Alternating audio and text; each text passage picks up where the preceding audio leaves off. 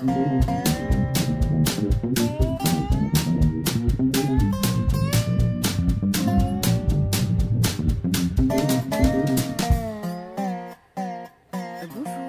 bienvenue, c'est Félicité et je vous invite à discuter pour ma Minute Pia-Pia. Aujourd'hui, nous allons parler d'une chose, d'un sujet assez grave, suite aux événements qui se sont déroulés à Charlottesville. Pour ceux qui suivent les actualités,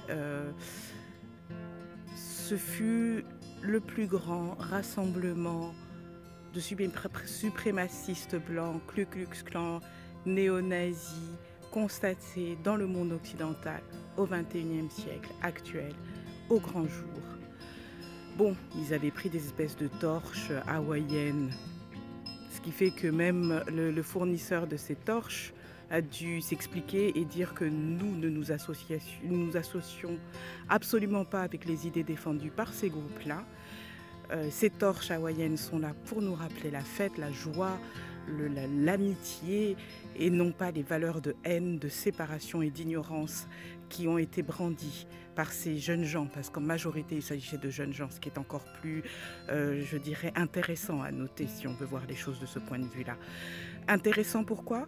Parce que pendant des années, nous savons que ça existe et nous avons toujours cru que c'était des vieilles réminiscences d'anciens ou peut-être de gens frustrés. Nous leur donnions des tas de raisons d'agir comme ils le faisaient et surtout nous évitions, comme un paresseux fait quand il fait le ménage, de confronter la poussière en levant le tapis, en mettant tout ça en dessous.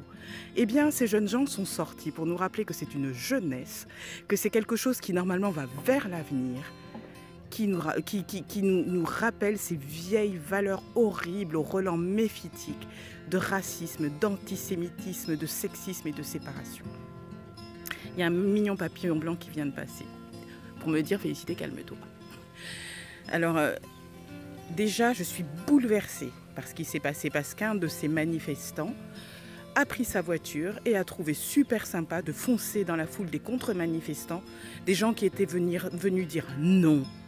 Le fascisme ne passera plus dans ce monde, nous le refusons, et a tué une jeune femme qui était là et blessé des gens autour. Vous m'entendez, je suis bouleversée. Mon cœur saigne pour cette femme-là et pour toutes les victimes des ismes, où que ce soit dans le monde, parce que ça n'est pas que là.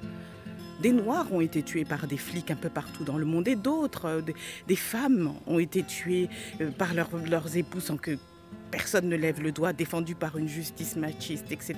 Des injustices de ce genre-là, nous en trouvons partout. Il est temps de nous poser la question, qu'est-ce qui ne va pas chez nous pour que nous provoquions de tels événements dans le monde? C'est absurde. Si des extraterrestres venaient atterrir maintenant, ils ne verraient que des humains. Ils ne verraient pas un genre. Ils ne verraient pas des mal formés, des bien formés. Ils ne verraient pas des jaunes, des noirs, des verts. Ils ne verraient que des humains. Pourquoi ne voyons-nous pas ça? Qu'est-ce qui se passe avec nous? Qu'est-ce que nous avons? Alors bien sûr, j'étais obligée de me poser la question à moi-même. Parce que tu penses, Félicité, que tu sors du lot? Vas-y, dis-moi, t'es pas raciste? Ouais, j'ai dû réfléchir quelques secondes et je peux vous avouer que sur le moment, je me suis dit bah non, je suis pas raciste, faut pas déconner, noir dans un monde de blanc avec tout ce que j'ai traversé, je garde le sourire, je reste optimiste. Bien sûr que non, je suis pas raciste. Et on m'a rappelé des choses. Ah bon? La blague d'un tel à laquelle t'as rigolé, les accents débiles que tu prends de temps en temps, évoquant telle ou telle population, venant de telle ou telle origine, parce que je vais pas m'amuser à ressortir tout ça. J'ai dû faire le bilan aussi. J'ai dû moi aussi me mettre à table. J'ai dû moi aussi me regarder dans le miroir. J'ai dû moi aussi constater que s'il y avait effectivement des extrêmes représentés par ce genre de personnes, ou par Farrakhan, ou par les autres ismes que vous connaissez, qui font éclater des bombes un peu partout pour faire chier le monde, la racine, elle est aussi chez moi. Donc si je veux pouvoir changer les choses, Black Lives Matter, White Lives Matter, All Lives Matter, toutes les vies comptent. Il faudrait que moi aussi j'en tienne compte. Il faudrait aussi que moi aussi je sois plus vigilante sur ce que je dis. Et quelquefois mon fils me corrige en me disant « Là, t'as été raciste, maman ».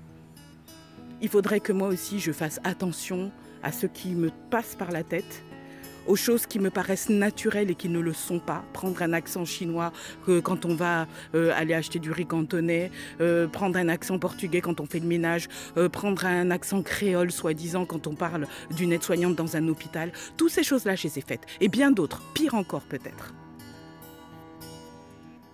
Aujourd'hui, je ne sais pas si ça va pouvoir cesser, ce sont des choses qui sont engrammées en moi. Mais je sais que je vais être vigilante, je vais faire attention.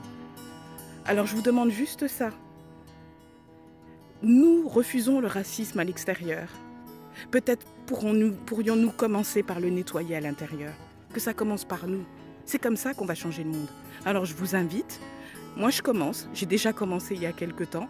Je vais certainement retomber, recommencer, retomber, recommencer. Mais un jour, j'en suis certaine, je serai débarrassée de toutes ces petites choses nauséabondes qui m'envahissent l'esprit, qui envahissent notre planète et qui nous empêchent d'en profiter en tant qu'être humain. Être humain, c'est être la meilleure chose qui soit au monde. Alors on commence maintenant.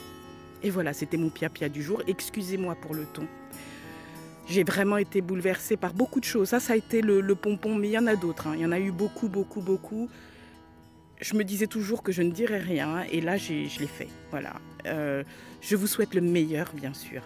Nous le méritons, je vous le jure. Tous. Allez, one love.